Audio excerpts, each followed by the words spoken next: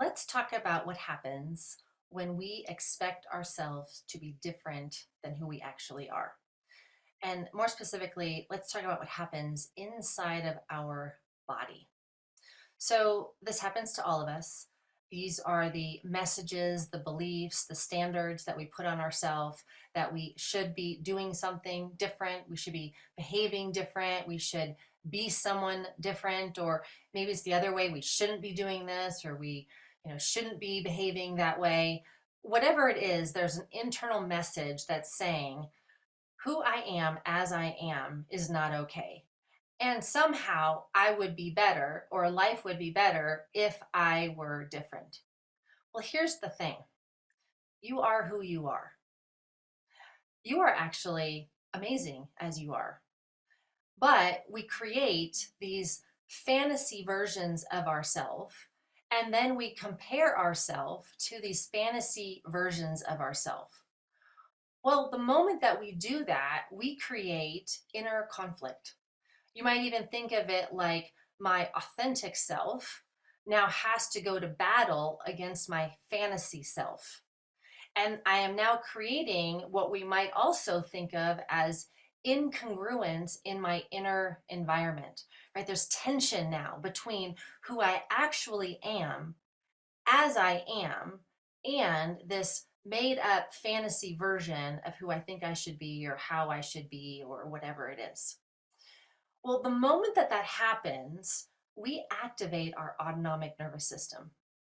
We either rev up into sympathetic fight or flight symptoms.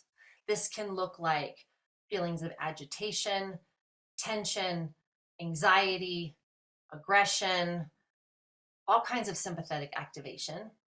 Or we actually activate more of a parasympathetic dorsal response, which can look and feel like we start to collapse, we start to shut down, we start to withdraw, depression can even start to set in. And what's really interesting when we're thinking about this is that all of this activation is actually our attempt at going to battle against the fantasy. We are, in a sense, trying to take the challenge on, right? We perceive this message of I'm not allowed to be myself as a challenge. And your authentic self says, hey, how come I'm not lovable as I am? Hey, how come I'm not good enough as I am? And you will rev up into activation against your fantasy self. Isn't that fascinating? When we understand this, however, we can also recognize that all of this activation is really feedback. And it's not bad, it just is. But it's feedback that's trying to catch your attention to make you pause, to ask, why are you not good enough as you are? It's trying to catch your attention to try to get you back into congruency, to try to get you back into loving and appreciating and accepting yourself. So, when you hear the messages, expect the feedback. When you compare yourself to a fantasy version of who you think you should be, expect the feedback.